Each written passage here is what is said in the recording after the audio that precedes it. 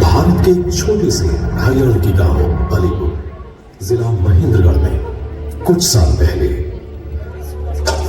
एक साधारण संयुक्त परिवार में किसान राम निवास व मां गुलाब देवी के यहाँ एक ऐसे बच्चे ने जन्म लिया जो बचपन से ही परिश्रमी था।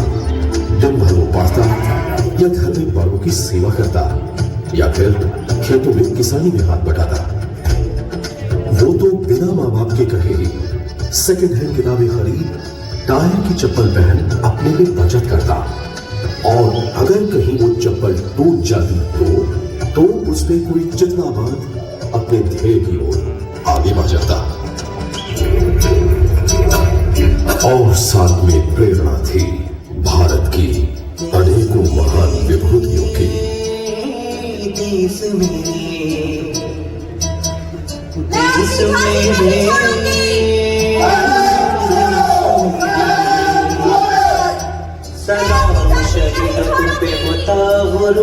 हर दुखी के आंसू पहुंचना हर भारतीय का कर्तव्य खौलता खून बढ़ता नसों में जुनून है।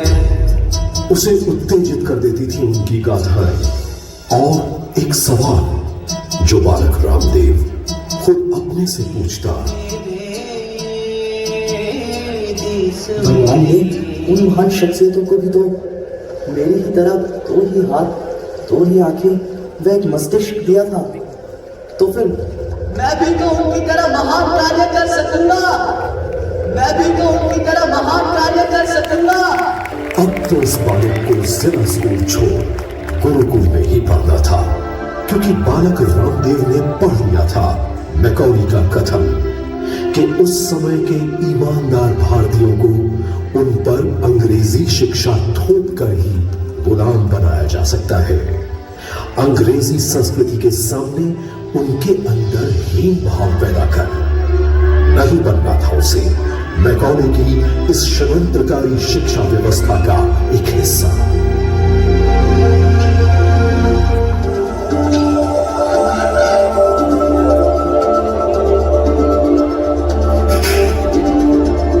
एक दिन वो माता पिता को बिना बताए घर से कुछ पैसे निकाल चल पड़ा गुरुकुल की तलाश में।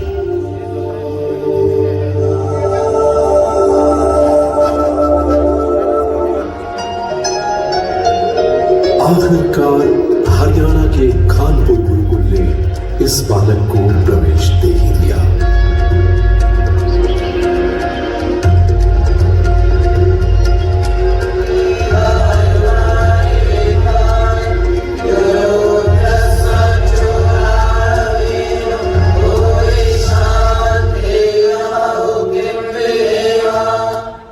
इसी प्रकार दिल्ली के गौतम नगर गुरुकुल में ऐसा ही एक और जिज्ञासु बालक बाल कृष्ण शिक्षा ले रहा था।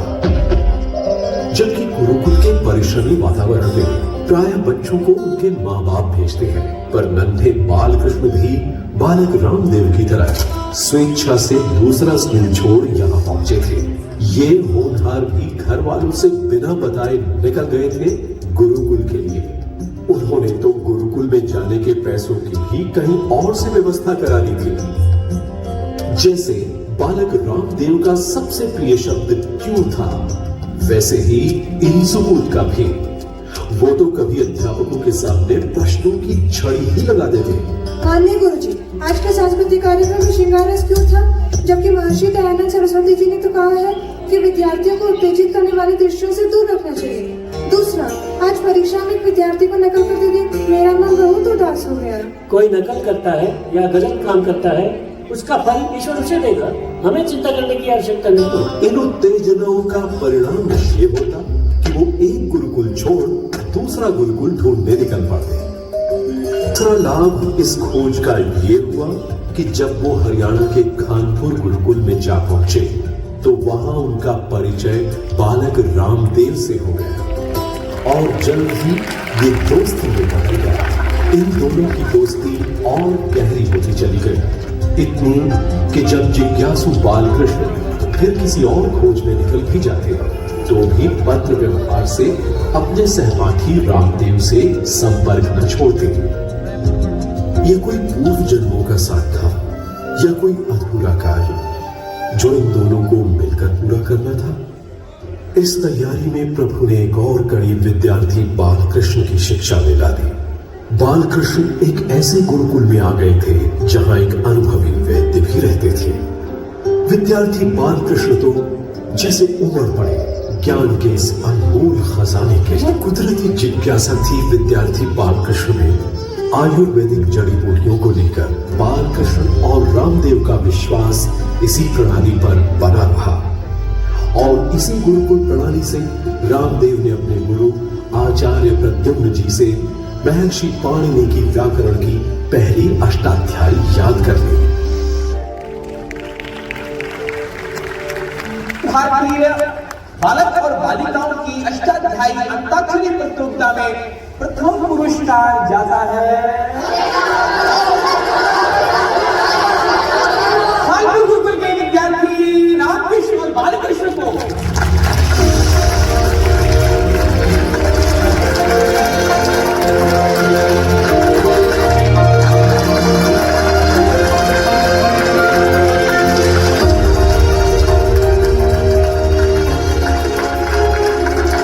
फिर गुरुकुल कालवा में गुरु आचार्य बलदेव जी से व्याकरण सहित वेद वेदांग की शिक्षा दीक्षा ग्रहण की और बन गए रामकृष्ण से आचार्य रामदेव। युवा अवस्था में प्रवेश किए बालकृष्ण भी इस बीच गुरुकुल की पढ़ाई करके बाहर आ गए और अपने प्रिय विषय जड़ी बूटियों से निरोगिता के अध्ययन में जुट गए। कोई भी रास्ता, कोई मंजिल उनके लिए दूर न थी। जहां जिस रोग के इलाज के बारे में पता चलता वे वहां पहुंच जाते। हिमालय पर बसे साधुओं से भूख और सर्दी को कम करने वाली जड़ी बूटियों का ज्ञान मिला। आचार्य बालकृष्ण ने इस प्रणाली को जन जन में फैलाने के लिए इसकी चर्चा अपने मित्र आचार्य रामदेव से की कि वे अब गुरुकुल से निकलकर बाहर की दुनिया को संबोधित करें।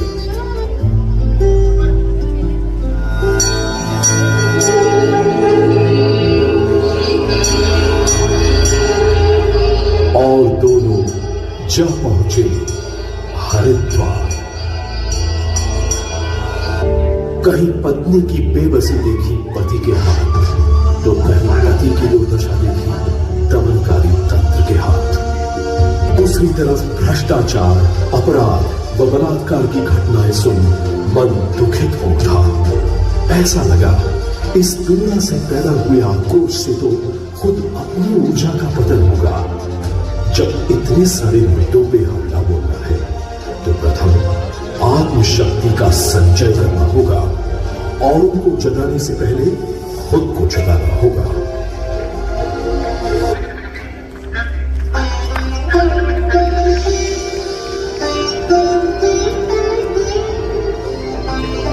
आचार्य रामदेव को लगा आत्म स्वरूप में आ जाने से जो ऊर्जा प्रकट हुई है उन दोनों में, अब उन्हें इस ऊर्जा, इस बोध को वापस समाज में लगाना होगा, क्योंकि मां भारती पुकार लगी है उन्हें इस बार कुछ अलग करने के लिए।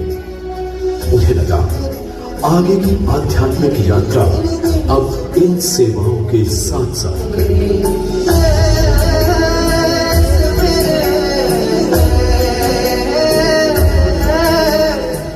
प्रभु, हे माता की, हम तेरे पुत्र आज ही संकल्प लेते हैं। हम अब अपना संपूर्ण जीवन लोगों को निरोग बनाने में ही लगाएंगे। वह भारत को स्वस्थ, समृद्ध व चरित्रवान बनाएंगे तथा अपने पूर्वजों की संस्कृति के प्रति लोगों को जागरूक व गौरवान्वित बनाएंगे, ताकि आगे चलकर फिर कोई उन्हें भ्रमित न कर सके। ये वादा है हमारा जननी मां भारती तुझसे।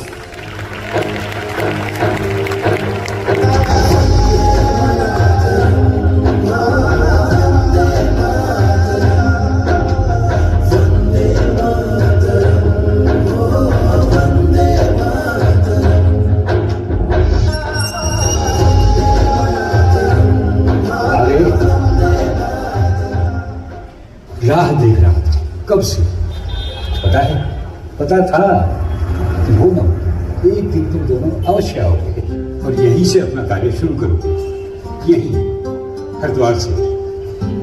कृपालुबाग आश्रम बन गया था रण क्षेत्र इतने सब मुद्दों का। अब करेंगे हम भुजंगासन के बाद प्राणायाम। देखने में ये प्राणायाम बहुत हल्का लगता है, लेकिन इसमें सब समस्याओं का समाधान।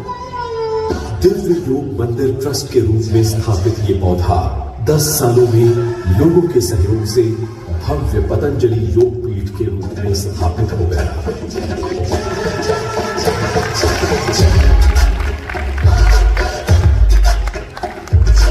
और फिर जुट गए योग आयुर्वेद को जन जन में फैलाने के लिए।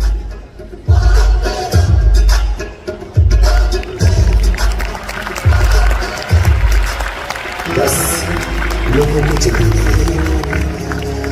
जागो और जगाओ, यही है हमारा अच्छा। न जीवन से पलायन, न मौत का गम, हमें रहना है सदा से, यही योग है।